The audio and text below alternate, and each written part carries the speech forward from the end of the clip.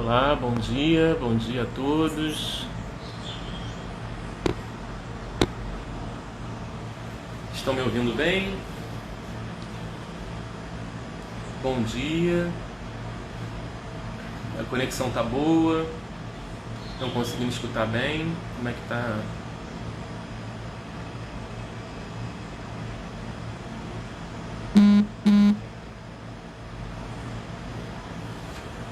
Acho que a conexão tá boa, né? Então vamos aos pouquinhos, né? As pessoas vão entrando, sejam bem-vindos, né? A gente pretende ter uma manhã onde a gente possa trocar um pouco mais sobre o para além da teoria psicanalítica, né? E eu queria começar agradecendo a Speed pelo convite de estar aqui, né? É um projeto que a Speed está iniciando, né?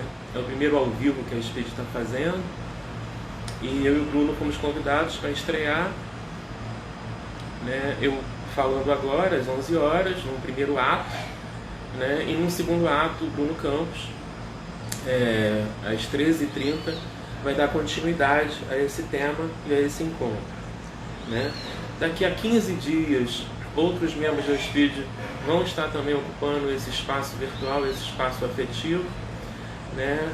Na presença de André Avelar e Silvia Zorni, falando novos temas, né? E a Speed pretende que isso seja também um novo canal, né, de contato com todos nós.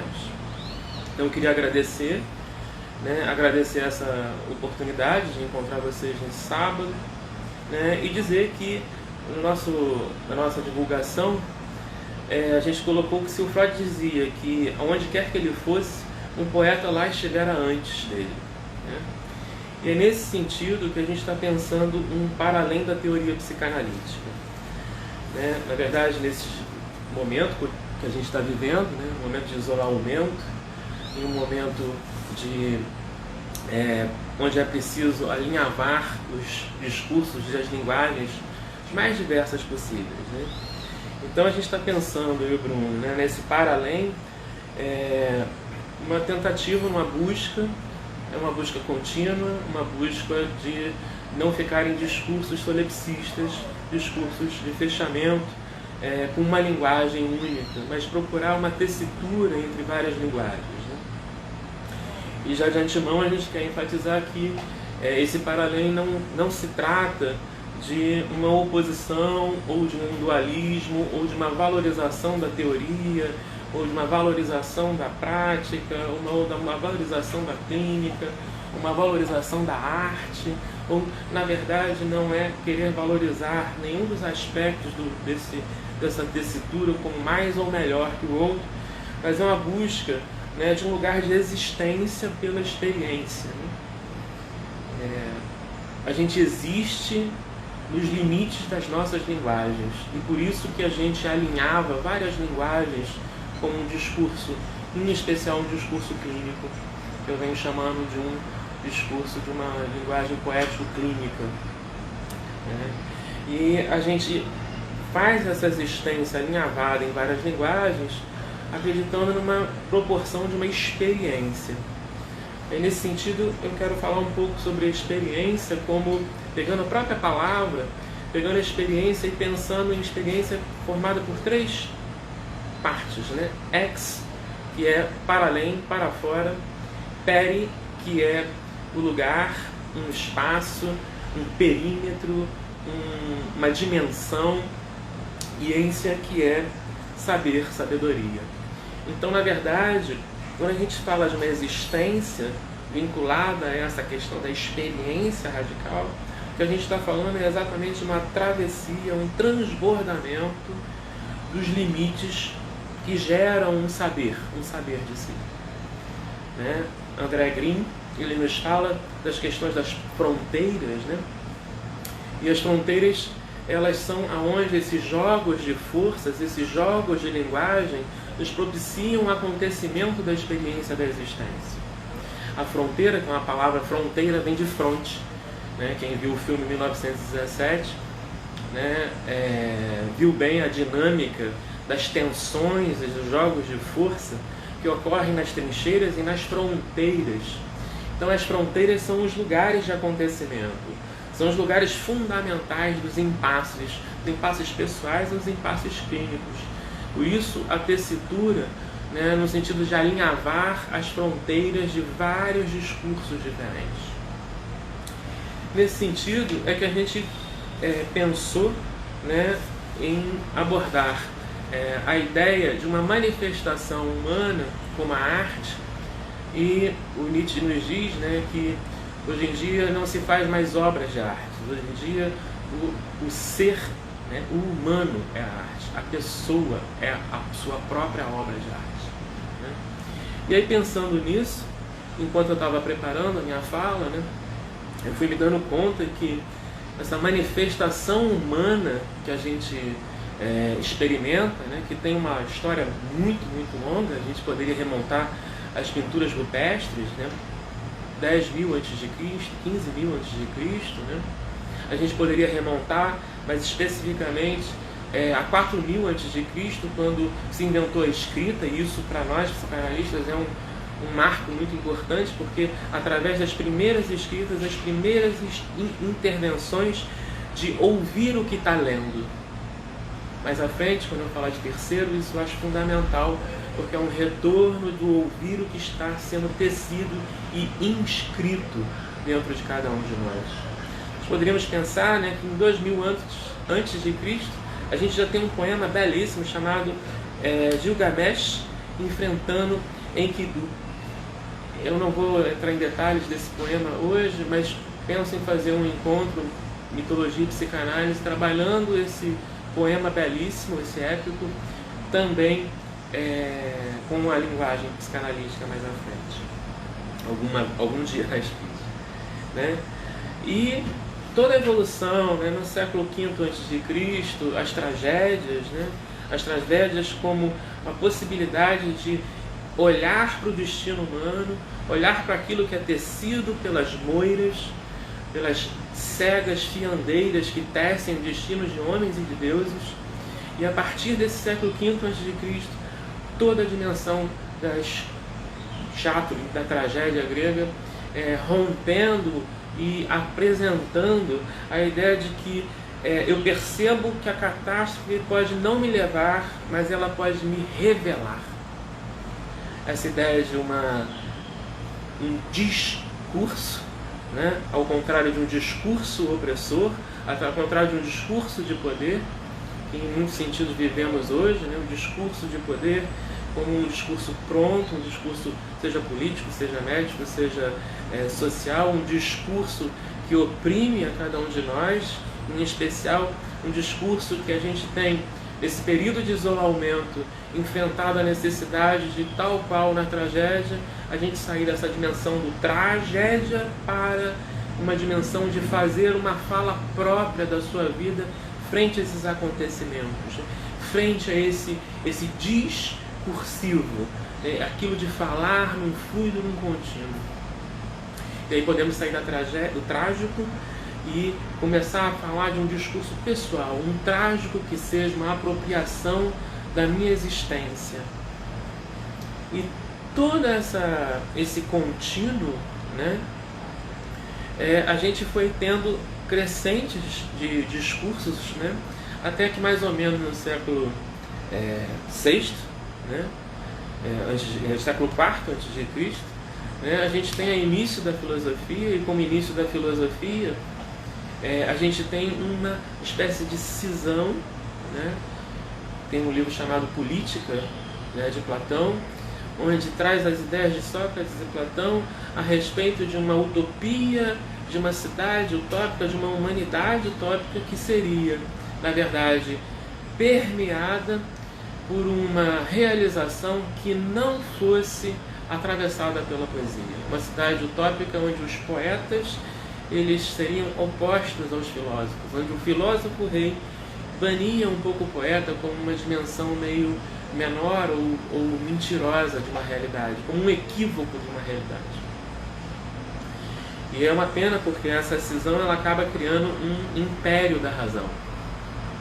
né?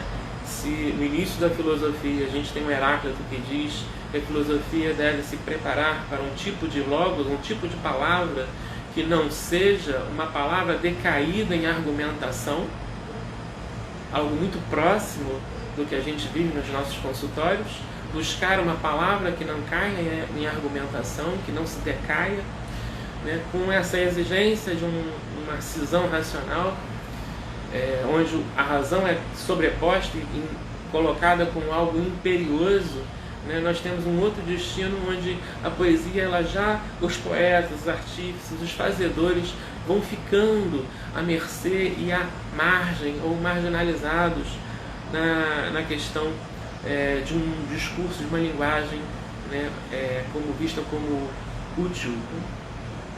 Então, isso vai durante muito tempo, né, até, enfim, Descartes, né, até que a gente pode dizer que já no século XX, o bom Freud, ele, podemos por que não chamá-lo de poeta, ele nos apresenta uma outra dimensão. Então, se pela razão, até a filosofia, até os saberes, os focos poéticos ficam sendo revisitados como resistência a esse imperioso da razão, né? Esse margeamento, ele se amplia, esse alinhamento, esse alinhavamento, ele se amplia, né? Mas se atrás, pela razão, nós precisamos de palavras, agora, com Freud, nós podemos pensar de que precisamos das palavras esfregadas até a poesia, palavras transformadas como arroubos poéticos.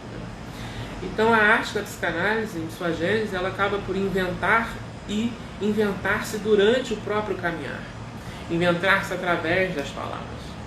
Através das palavras, não no sentido de como meio, mas através das palavras no sentido de, assim como a luz entra na sala através do vidro da janela, assim também as palavras nos trazem os nossos afetos, os nossos encontros e desencontros, os nossos encontros e desencontros em paradoxos, em especial nos encontros clínicos.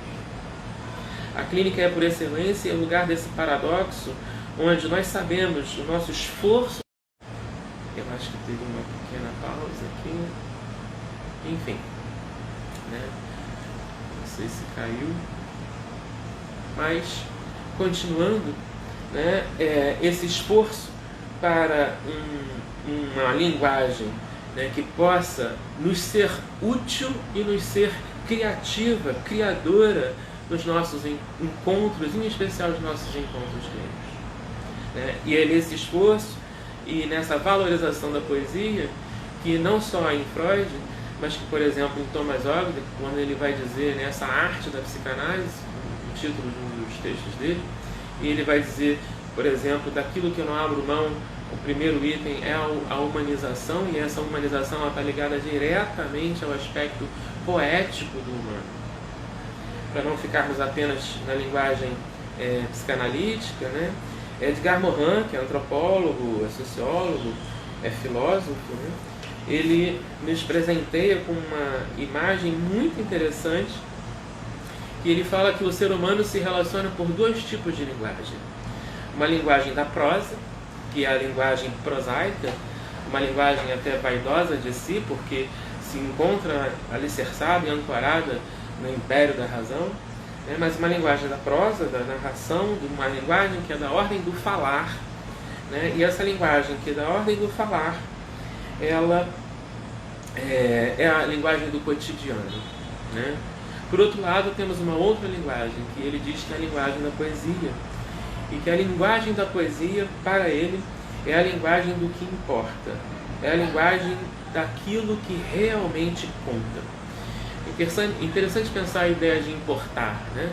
Porque exportar é levar para fora, né? O Brasil exporta café, né? Importar é trazer para dentro. Então a linguagem poética é aquilo que nos faz conexão conosco, é aquilo que nos faz afetação, aquilo que nos faz compreensão e nos faz ponte entre as relações e, em especial, enfatizo, né, as relações humanas, mas precisamente na clínica. Então, Eduardo Galeano, quando ele diz que o mundo não é feito de átomos, mas que ele é feito de histórias, E a gente pode começar a pensar que essas histórias que o mundo nos traz, né, são histórias que são, na verdade, exercícios de poder verbalizar-se, exercícios de poder inventar uma pessoa de si mesmo. Usando Manuel de Barros, um poeta que quem me conhece sabe que eu utilizo muito clinicamente, né, é a ideia de que tudo que eu não invento é falso. Esse processo de inventarmos através de um discurso, inventarmos através de um fato, inventarmos através de uma possibilidade de relação e de contação de encontro.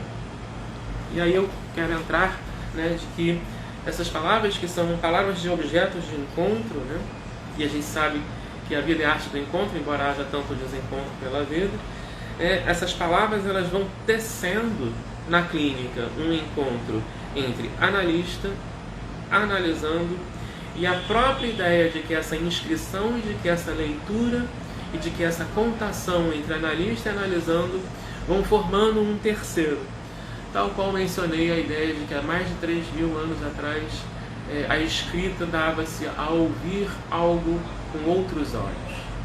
Esse terceiro clínico, que é uma teoria de Thomas Ogden, ele nos faz pensar que aquilo que lemos e que contamos, as histórias que tecemos juntos, analista analisando, vão formando uma outra coisa. E essas histórias que formam uma outra coisa seriam, na prática, a poesia extraída como uma espécie de uma poesia desse encontro dual, passa a ser um encontro analista analisando com a poesia, e a partir disso, a partir dessa tessitura, né, uma espécie de uma estufa de uma linguagem nova para o analisando. Essa estufa de linguagem nova que vai poder apresentar a esse analisando a possibilidade de um exercício de substituir aquilo que havia falido como linguagem, como relação, como crenças, valores, formas de ver o mundo, formas de estar, formas de se relacionar, a ideia generalizada de linguagem, que seria a linguagem como a possibilidade de encontro e desse encontro através de uma poesia contante, né? Então, a gente pode pensar, né, que essa poesia, ela não é da argumentação, ela não é da explicação, ela não é uma poesia que usa palavras acostumadas, mas pelo contrário, ela é uma poesia da emoção, da noção, do novo. Ela não é uma poesia baseada na tragédia que ocorre fora de nós, uma tragédia que se impõe com os discursos de poder. Ela é uma poesia do trágico, e aí, como diz Albert Camus, trágico é a felicidade, né? Ela é uma poesia de uma potência de poder falar sobre si, do trágico. Ela não é uma poesia da repetição, ela é uma poesia da invenção. Inventar nesse sentido poético do Manuel de Barros, né? Então, pensando nessa possibilidade da invenção e da contação como encontro, queria pensar então de esse encontro analítico que vai tecendo a poesia do analista e tecendo a poesia do analisando e formando uma terceira poética, uma terceira linguagem em relação, é o que a gente poderia pensar de fazer de uma linguagem poético-clínica. A linguagem poético-clínica, ela acaba pondo e expondo, analista analisando, até chegar às suas últimas consequências de si. Na linguagem poético-clínica, a gente pode pensar que esse discurso é um encontro e esse encontro é um conto.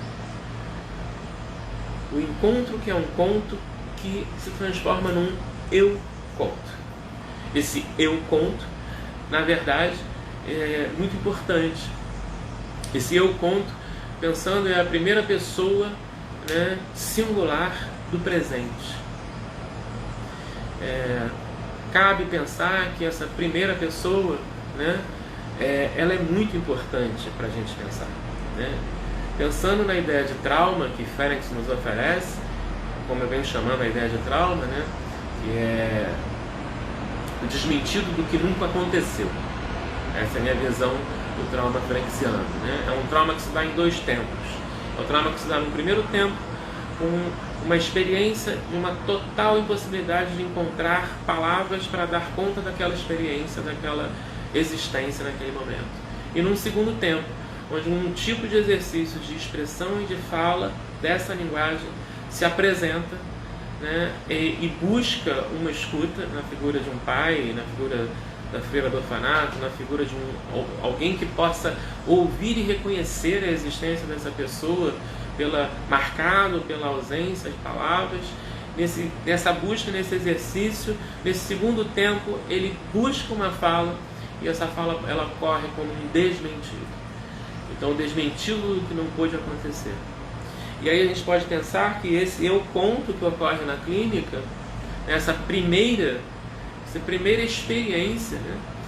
Que aquilo que não foi vivido e aquilo que não foi vivido e desmentido passa a ter na clínica uma primeira foco de experiência. Então é a primeira pessoa, né? É esse objeto de primeira contação, primeira experiência, primeira relação capaz de tornar aquilo do qual não se pode falar como um exercício trágico de falar-se de si. Nesse lugar, uma primeira experiência de uma pessoa, ou seja, uma pessoalidade volta a poder existir, né? Num provimento de um singular que passa a ser singularização, ou seja, passa a ser diferente de todos os outros discursos, de todos os outros tipos de identificações, né? Passa a ser um exercício de singularizar, de fazer o seu modo único de existir, né? E essa primeira pessoa do singular no presente, que passa a ser a experiência de uma presença, a experiência de frente a essa troca, a esse contar recíproco, passa a ser o objeto do presente. E é claro que num encontro clínico isso se dá de uma forma muito sutil, isso se dá nas miudezas, né? Manuel de Barros falava nas coisas do terreno baldio, né? No infraordinário. É nesse infraordinário das sutilezas, das sensibilidades, da poesia do encontro clínico que isso vai se tecendo em conjunto, analista analisando, e que isso vai se fazendo uma nova linguagem possível para esse par, mas uma nova linguagem possível principalmente para esse analisando. Então, essa experiência de esse acontecimento, né, a poesia que se apresenta no consultório, ela não se apresenta nem como promessa, nem como um atestado, mas ela se apresenta como uma declaração de presença na multiplicidade dos sentidos que vão sendo construídos ao longo desse encontro analista-analisando.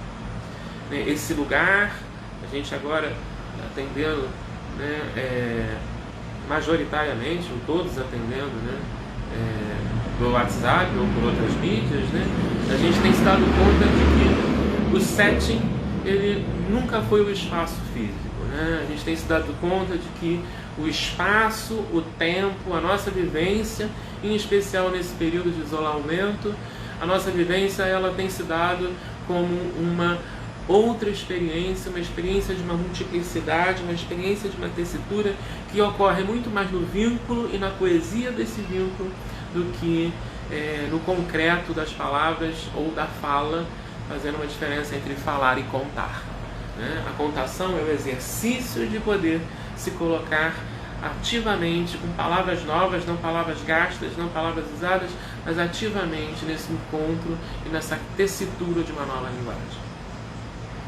Então, eu me propus a falar um pouco menos de meia hora, até para poder ouvir, trocar, enfim, ver através das perguntas, através da nossa troca aqui nessa mídia também. Mas eu queria só, antes de terminar, poder falar dois tipos de usos poéticos também, né? Um tipo de uso poético que eu estou aqui chamando de um uso poético como metáfora posteriori, né? Algumas pessoas já puderam ver alguns trabalhos meus nesse sentido, né?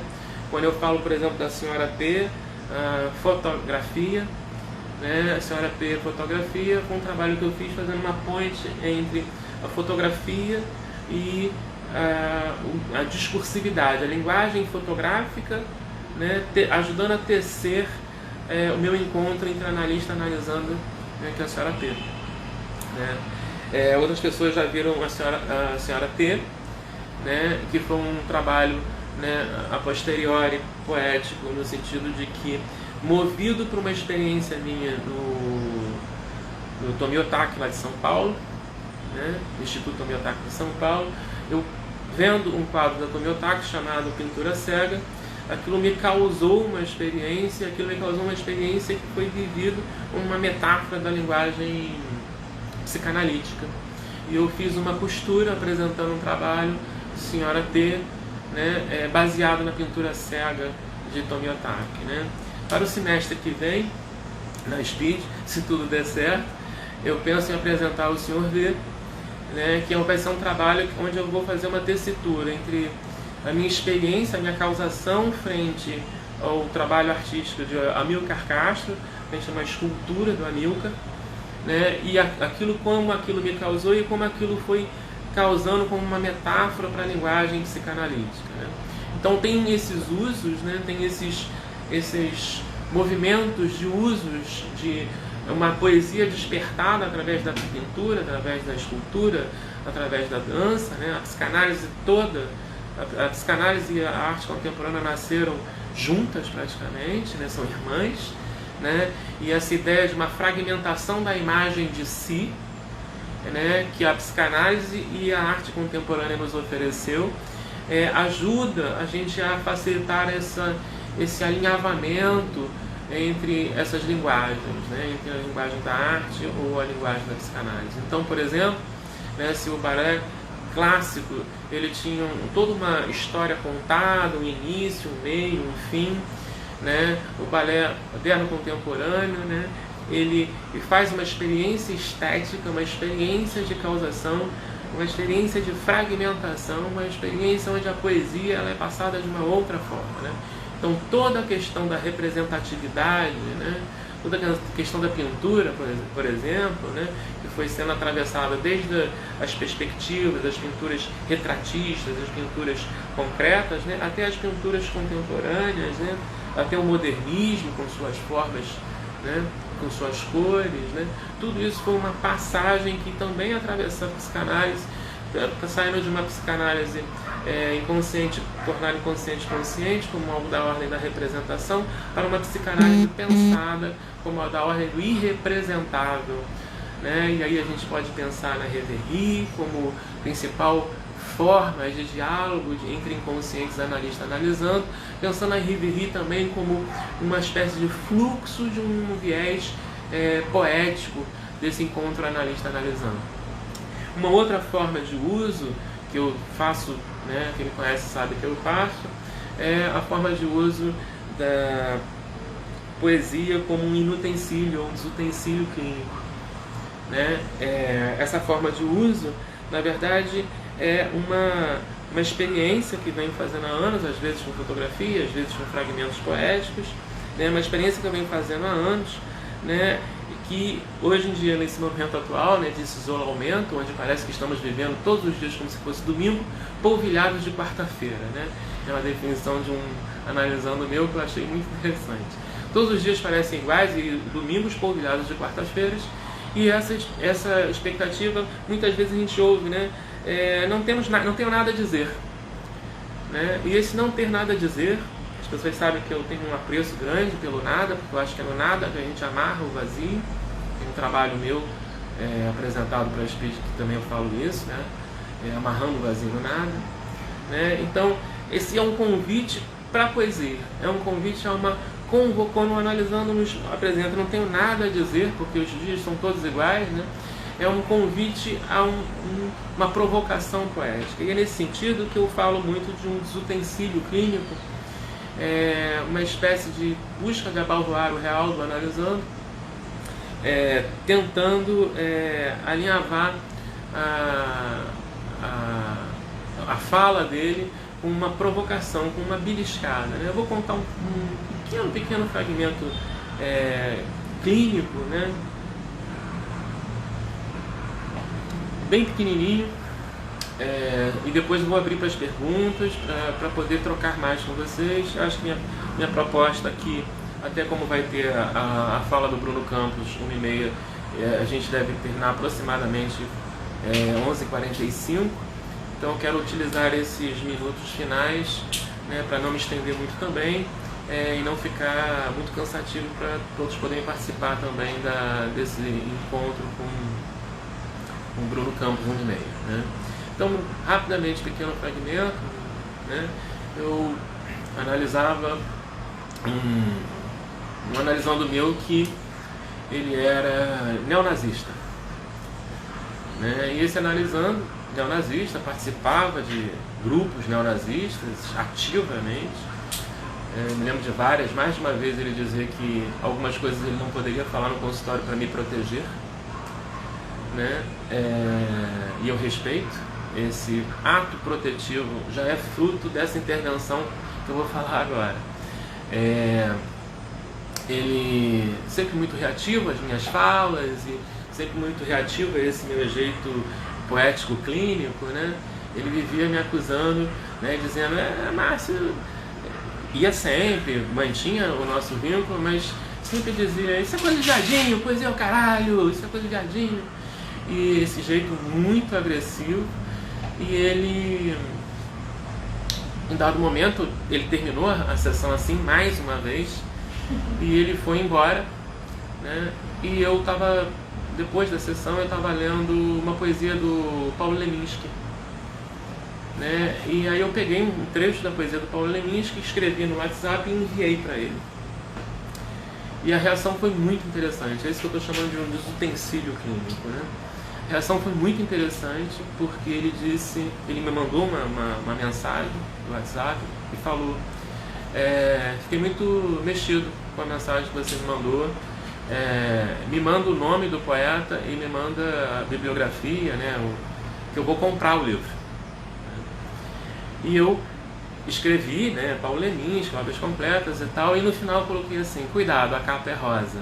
E ele riu muito, e isso foi um movimento, uma tangenciada poética que fez muita diferença, inclusive a coisa, uma mudança radical de vida e uma transformação muito grande. Enfim, não vou me alongar, porque eu quero trocar um pouco mais com as perguntas, né? Acabei falando um pouco mais do que eu queria, mas queria trocar agora com as perguntas, enfim.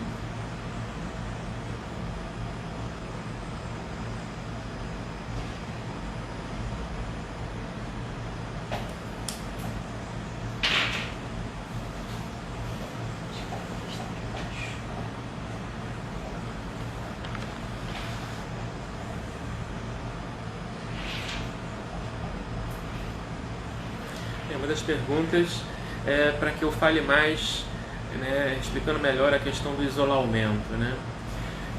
Isolamento, a gente estava vivendo uma sociedade muito acostumada, né? Uma sociedade muito viciada, uma sociedade de amores líquidos em liquidação, uma sociedade do cansaço, uma sociedade exausta, uma sociedade do consumo, uma sociedade que se impõe e se imposturas e impostações nos canais midiáticos, né? Uma sociedade preocupada nas imagens, uma sociedade, e de repente, né, a gente viveu agora, contemporâneo, essa experiência avassaladora de um real que invade, de um real que faz-nos, todos nós, ter que voltar para dentro de si. Voltar para dentro da sua própria casa, voltar para dentro do seu próprio corpo, voltar, né?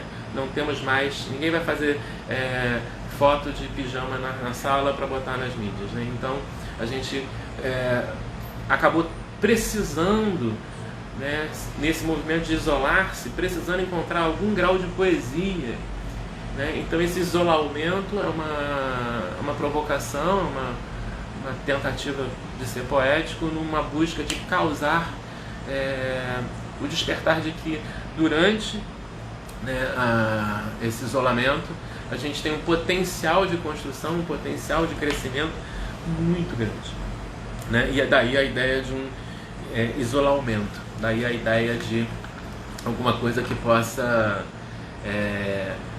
criar uma nova discursividade, em especial os nossos encontros, né, agora via WhatsApp, Zoom, enfim, não importa a plataforma, mas nesses encontros via as mídias digitais, né? Então, quando eu crio essa palavra isolamento, né, e até André Avelar muito carinhosamente usou até na live dele, no ao vivo dele, e tem usado, enfim. Então esse isolamento nesse sentido, né? E também pediram para falar um pouquinho mais do desutensílio. Desutensílio é uma palavra que eu pego emprestada da poesia, do Manuel de Barros. Esse desutensílio, a ideia, como eu tentei ilustrar, né, são às vezes uma fotografia que eu utilizo, às vezes um fragmento poético, como eu acabei ilustrando agora com esse meu analisando ex-neonazista. Ele hoje em dia é ex-neonazista, casou-se, enfim, está inclusive escrevendo um livro de poesias, mas isso já é uma causação poética outra, né? Outra pergunta.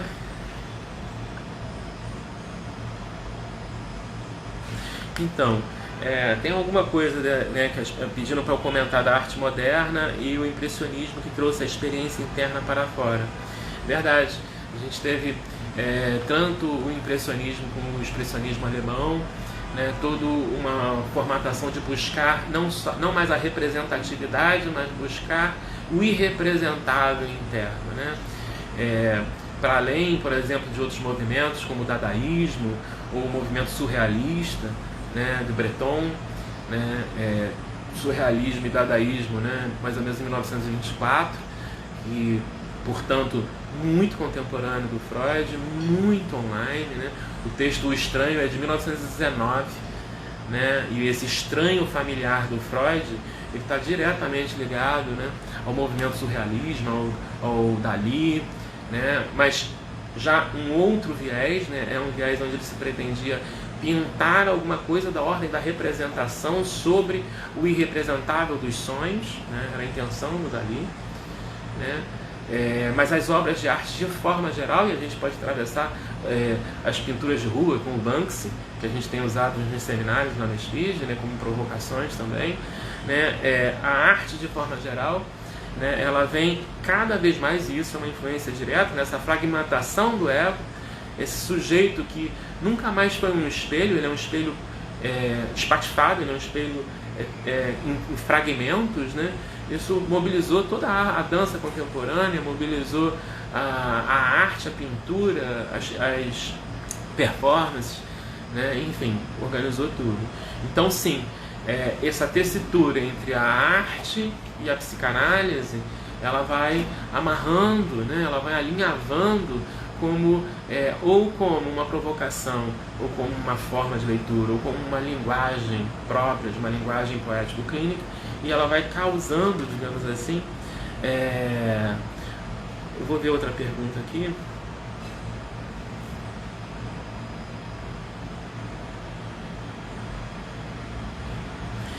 Tem uma contribuição, né, falando que Didi Uberman que busca uma rasgadura no que vejo na obra e no que a obra me vê. Né? Eu acho um conceito muito interessante. Né? Recentemente, quando eu estava falando do seminário de mitologia e psicanálise, né, sobre a tragédia, eu falava que a poesia é aquilo que abre, né, é a poesia que faz a fresta na cortina do teatro. Né? Então esse viés é pela poesia que eu vejo a obra e a obra me vê, e aquilo me invade e eu consumo, né? Eu me alimento daquilo. Eu me alimento no sentido, inclusive, de essa comunhão com a obra passa em alguma proporção preencher meu corpo atomicamente. Né? Ela é degradada e ela é digerida e ela é impactada e ela é vivida como uma potência de uma transformação para uma nova linguagem. Uma nova linguagem se dá a partir da possibilidade de se fazer uma outra pergunta É interessante essa pergunta, né? A pergunta é se o projeto da clínica pode ser, se um dos projetos da clínica pode ser caminhar da tragédia ao trágico. Sim, né? Tragédia é uma impossibilidade. A tragédia, estou comparando a tragédia aqui, né? Fazendo um paralelo com a teoria do trauma, que eu falei um pouquinho aqui, a teoria do trauma ferenciano, onde a tragédia seria a relação com alguma outra coisa, né, que me causa uma impossibilidade de absorção, uma impossibilidade de relação, uma impossibilidade de palavras para falar daquilo que eu estou vivendo, né, uma impossibilidade de uma inscrição da linguagem para falar aquilo que eu estou vivendo, né, e que nesse primeiro movimento, que seria a grande tragédia, né, seria a reprodução de um destino fatídico, um destino terrível, traçado por algo externo a mim, como as moiras, as velhas cegas e tecelãs que iam fiando os destinos na mitologia grega, né? Então, a tragédia seria a total submissão ao poder do discurso do fora de mim. E o trágico é exatamente o percurso heróico, né? O percurso heróico, na verdade, um chamamento ao heroísmo de poder criar uma maturidade, uma fala, uma linguagem singular, pessoal, que dê conta dessa experiência. Então, se a tragédia ela é em si aquilo do qual eu não consigo falar e daquilo do qual eu me vejo desmentido como sujeito, né? O trágico é a minha busca, por mais difícil e dolorosa que seja, o trágico é a minha busca por uma fala de autenticidade, de autoralidade, uma busca de uma fala que viabilize a minha existência como sujeito, ainda que frente às várias questões, às várias vicissitudes da vida.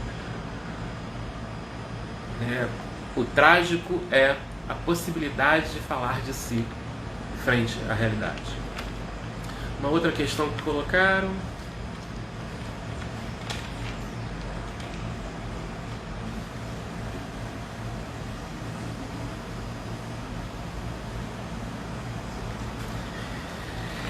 era uma questão interessante, né? O que você acha da presença dos psicanalistas nas redes falando para o grande público e não só para outros psis?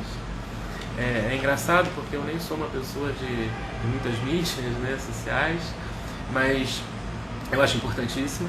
Eu acho que a gente tem algumas figuras muito interessantes que fazem essa ponte entre o encontro dual, né, o encontro analista analisando, que é um tipo de encontro, é um tipo de atuação do psicanalista, e a gente faz também, outros analistas conseguem fazer uma ponte muito interessante entre essa coisa do encontro como um processo, né, na clínica, e essa coisa desse encontro como um processo, digamos, de uma psicanálise num terceiro maior, né?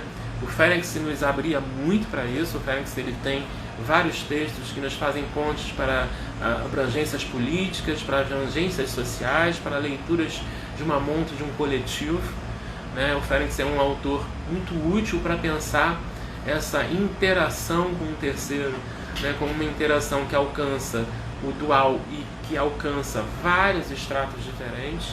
A gente tem no Ferenczi algumas falas, né, que nos apontam, né? Tem um filósofo também chamado Agamben, que ele também fala dessas dimensões do encontro, né? Onde essas dimensões do cerne do nosso encontro, que é o mistério, né? O cerne do nosso encontro, que é a poesia, né? Mistério no sentido daquilo que vela e revela ao mesmo tempo, né? Mysterion grego, né? Então, o mistério como aquilo que é o cerne, isso a gente tem tanto em camadas internas, tanto no dual do atendimento, com o nosso analista analisando, quanto na participação política, na participação social do psicanalista.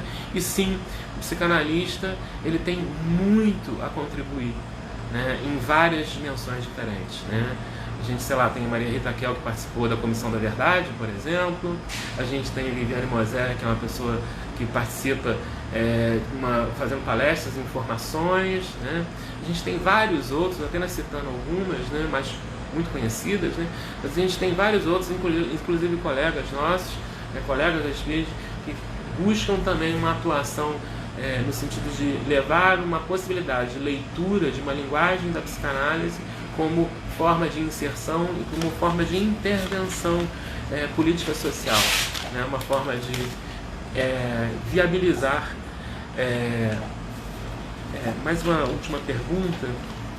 Agradeço as perguntas, né? Mas a nossa hora está chegando, né? Também temos um encontro um pouco mais tarde, que é um encontro com o Bruno Campos, onde propositalmente nós pensamos em 2 atos para ficar muito parecido, inclusive, com o que acontece nos teatros, né? Um primeiro ato, um intervalo do segundo ato, né? Justamente para fazer também uma provocação artística, né? No nosso formato de apresentar também, né?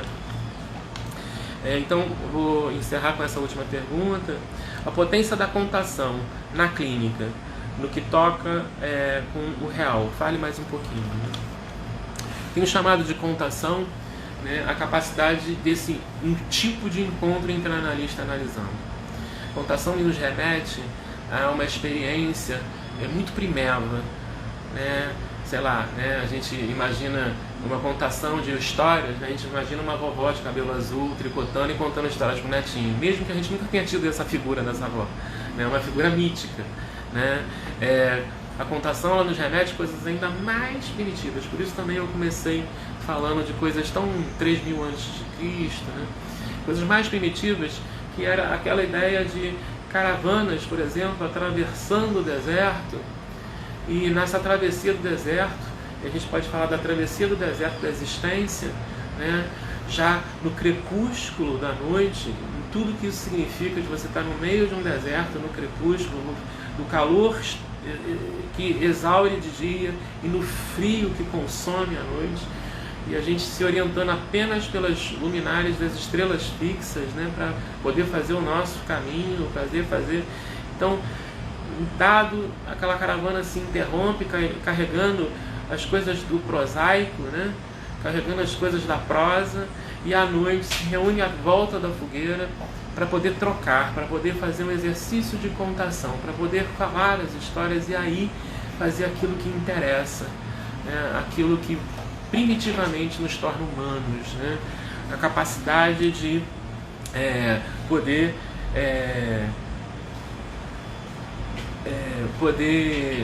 adentrar a realidade com outros olhos, a realidade da poesia, do cerne do humano. Então a contação é um termo que nos leva muito, muito para esse lado primevo.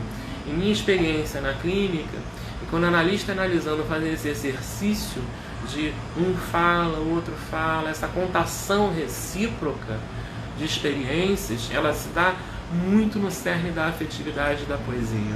Ela se dá muito, né, remetendo, analisando e analista para situações muito primevas, afetos muito básicos, coisas muito nascentes, né, e muito puras. E é nesse lugar, nesse discurso muito do cerne do afetivo e da poética, que analista analisando vão desenvolvendo com a possibilidade de um discurso que cria uma linguagem absolutamente nova, né? Estão pedindo também para falar um pouquinho mais de Heráclito, né? E outras perguntas tantas, né? De Heráclito eu vou, né, apenas dizer que Heráclito e Ésquilo, né, os dois tinham uma frase muito parecida e que é absolutamente psicanalítica, né, que eles diziam que a palavra é o remédio para a alma, né? Então, seja a tragédia grega, seja os pré-socráticos, antes desse império da razão, antes desse discurso de imperiosidades, né, a gente tinha um acesso a um tipo de linguagem que, é claro, que a gente está buscando quando a gente faz o nosso encontro clínico. Nosso encontro clínico, ele é dar à razão um lugar de parceria, dar à poesia um lugar de parceria, dar, né, como eu disse, não se trata de uma questão de oposição, ou de opostos, ou de enfrentamento, mas de um movimento fluido, né, que possa gerar uma outra coisa, né? Algumas pessoas me pediram filmes, enfim, né? Eu realmente estou com o meu horário bastante esgotado, né? E eu, né,